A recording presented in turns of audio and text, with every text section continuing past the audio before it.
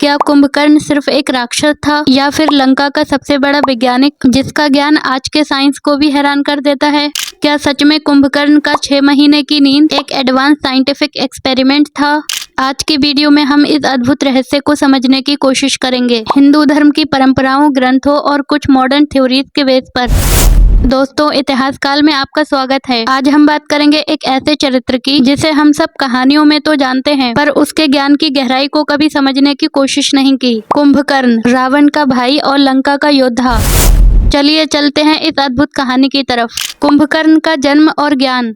कुंभकर्ण विश्रव ऋषि और कैकसी का पुत्र था, यानी कि एक तरफ ब्राह्मण जाति का पवित्र ज्ञान और दूसरी तरफ राक्षस वंश की शक्ति। इस मिलन ने एक ऐसा मनुष्य जन्म दिया जो बुद्धि और बल दोनों में असामान्य था।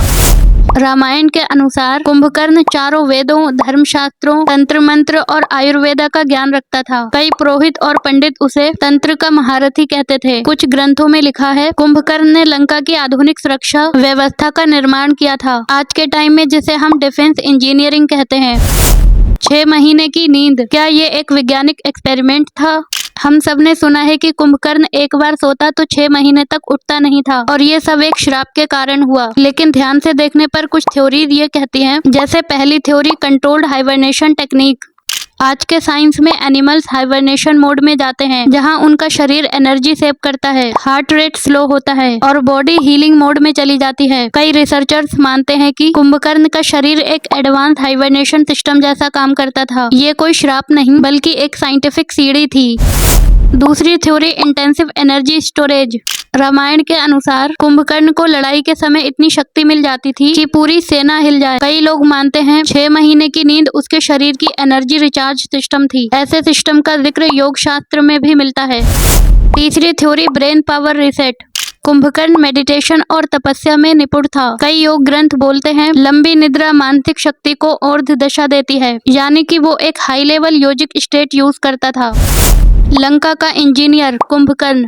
हमें रावण के बारे में तो इंजीनियरिंग और आर्किटेक्चर का ज्ञान मिलता ही है, लेकिन कुछ पुराणों में लिखा है कि लंका की सुरक्षा, पुल, ट्यूनल और कुछ यंत्र कुंभकर्ण ने भी डिजाइन किए थे। उसने अग्नि यंत्र बनवाए, लंका की प्रतिरक्षा दीवार में योगदान दिया और असुर विज्ञान में नए एक्सपेरिमेंट किए। कई स्कॉलर्स मानते हैं कि कुंभकर्ण लंका का चीफ साइंटिस्ट था।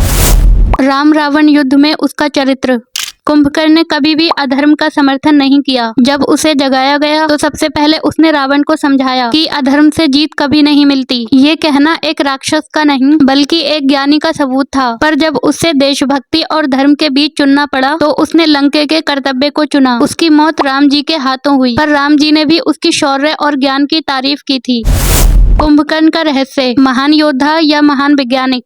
धर्म ग्रंथ एक राक्षस का रूप दिखाते हैं, लेकिन उनमें ही लिखा है वह अत्यंत तेजस्वी था, विज्ञान और तंत्र का ज्ञाता था। इसलिए आज के टाइम में कई स्कॉलर्स कहते हैं कुंभकर्ण सिर्फ लंका का योद्धा नहीं था, बल्कि एक वैज्ञानिक, इंजीनियर और योग शक्ति का महारथी था, और शायद इसीलिए उसका चरित्र आज भी एक रहस्य है। तो दोस्तों, ये थी कुंभकर्ण एक महान वैज्ञानिक की कहानी। अगर आपको ये अद्भुत जर्नी पसंद आई हो तो वीडियो को लाइक, शेयर और इतिहास काल को सब्सक्राइब जरूर करें। अगले वीडियो में हम एक और रहस्य खोलेंगे, रावण का विज्ञान और उसके 10 दिमाग का सच। जुड़े रहिए इतिहास काल के साथ, क्योंकि जो इतिहास को जानता है वो अपनी पहचान को समझ लेता है। धन्यवाद।